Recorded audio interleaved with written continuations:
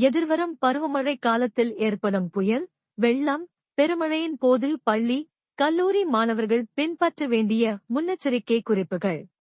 மாணவ செல்வங்களாகிய நீங்கள் விழிப்புடனும் உங்களை பாதுகாத்துக் கொள்வதும் மிக அவசியம். பள்ளி வாகனங்கள், பஸ், ரயில், ஆட்டோக்களில் செல்லும் போது மிக கவனம் தேவை. ஏறும் போதும் இறங்கும் போதும் கவனம் தேவை.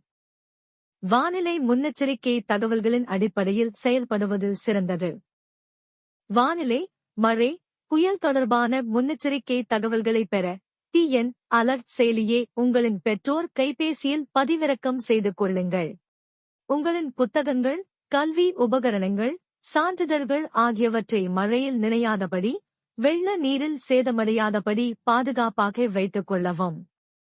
பெரும் மழை நேரங்களில் மற்றும் வெள்ளம் சூழ்ந்திருக்கும் நிலையில் வீட்டை விட்டு வெளியே செல்ல வேண்டாம். தேங்கியுள்ள வெள்ள நீரில் இறங்கி விளையாடுவது ஆபத்தானது, தவிர்க்கவும். பெரும் மழை முன்னெச்சரிக்கை தகவல்களை பெற்றவுடன் வீட்டுக்கு தேவையான அத்தியாவசிய பொருட்களை சேகரித்து வைத்துக் கொள்ளுமாறு பெற்றோருக்கு நினைவூட்டுங்கள். மழை காலங்களில் பள்ளியிலும் மற்றும் வீட்டிலும் உள்ள மின் இணைப்புகள், சுவிட்ச்கள் போன்றவை ஈரமான கைகளுடன் தொடாதீர்கள்.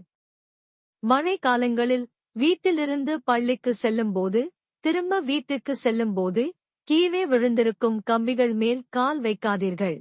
அவற்றைத் தொடாதீர்கள். சாலைகளில் நடந்து செல்லும்போது ஆழ்துளை, கழிவுநீர் கால்வாய் வாயில் போன்றவற்றை கவனித்து செல்ல வேண்டும். தமிழக அரசு பாதிப்பு பகுதிகளில் நிவாரண முகாம்கள் ஏற்பாடு செய்கின்றது.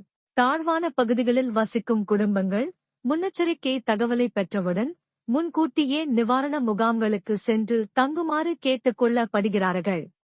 வெள்ளப்பெருக்கின் போது ஆற்றங்கரை ஓரங்களில் தடுப்பணைகளில் நின்று கொண்டு புகைப்படம் எடுக்க வேண்டாம். பேரிடர் காலங்களில் உதவி மற்றும் ஆலோசனைகள் பெற்றிட அவசரகால தொலைபேசி எண்கள். மாநில கட்டுப்பாட்டு அறை தொடர்பு கொள்ள 1070, மாவட்ட கட்டுப்பாட்டு அறை தொடர்பு கொள்ள 1077, ஆம்புலன்ஸ் சேவைக்கு 108.